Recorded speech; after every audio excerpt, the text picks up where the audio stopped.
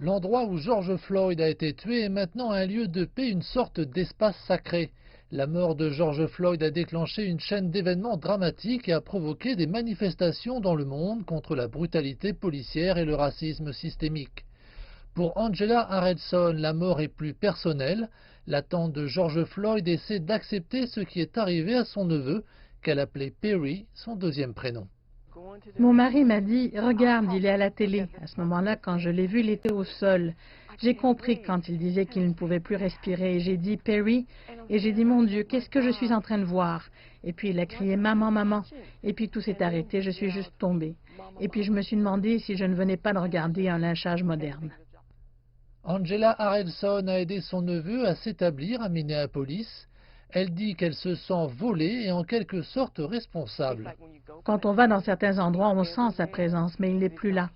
Il est affiché quelque part dans un magasin, son visage est là, c'est un peu étrange. Et quand ça lui est arrivé, cette tragédie, je me sentais vraiment responsable, parce que je n'étais pas là pour lui, et je devais vivre avec.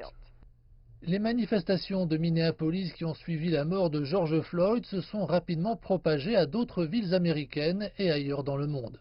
Ce soutien, affirme Angela Harrelson, était une source de grande force pour la famille Floyd. Mon Dieu, cette mort tragique a fait de lui une icône. Quand ça a été le cas pour la première fois et que j'ai commencé à entendre parler de l'Allemagne et de Londres, je me suis dit, mon Dieu, ils sont vraiment à nos côtés. J'étais tellement submergée par tant d'amour. Angela Harrelson a représenté la famille lors d'une récente audience devant le tribunal pour les 4 policiers accusés d'avoir tué George Floyd.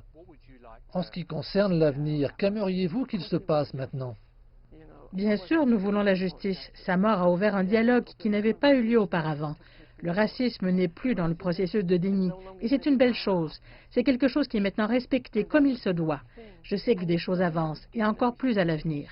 C'est la raison pour laquelle j'ai tant d'espoir. Un espoir partagé par beaucoup de personnes dans le monde.